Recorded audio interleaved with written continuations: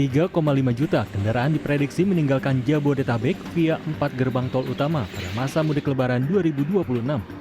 Jawa Tengah dan Jawa Barat masih jadi destinasi terbanyak yang dituju para pemudik. Peningkatan kepadatan arus lalu lintas di ruas tol seperti di Tol Cikampek mulai terlihat sejak H-10 Lebaran Rabu lalu. Berdasarkan data dari Jasa Marga, peningkatan jumlah kendaraan pada masa arus mudik Lebaran di ruas tol Cikampek paling banyak terjadi pada malam hari. Di tol layang MBZ misalnya, peningkatannya mencapai 60,71% dibandingkan dengan hari normal. Data itu menunjukkan bahwa tren berangkat mudik pada malam hari ternyata banyak dipilih oleh para pemudik. Kira-kira apa ya alasannya? Untuk hadiah lebarannya silakan mengunjungi booth. Ibu Maya, dari mana mau kemana nih pulang mudiknya?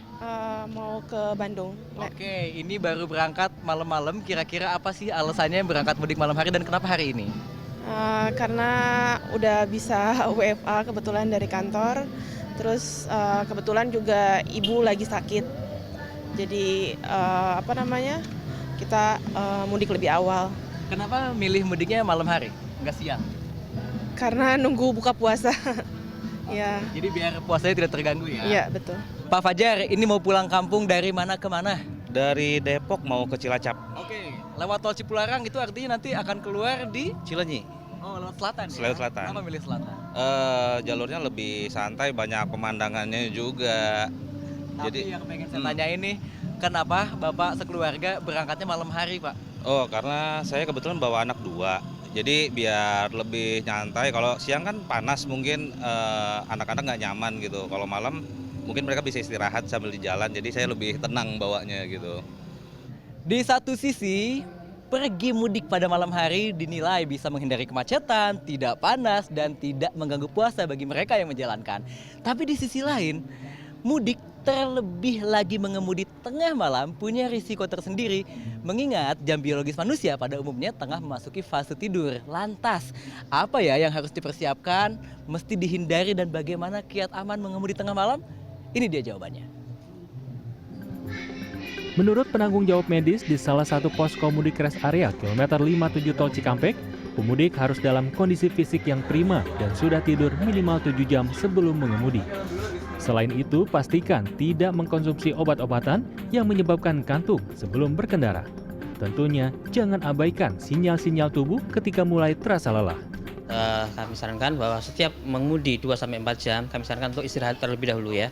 Kalau 2 jam mengemudi, kami sarankan paling tidak istirahat setengah jam gitu ya. Kalau 4 jam mengemudi, kami sarankan 1 jam untuk istirahat. Kami ada namanya fatigue test ya dari Famous.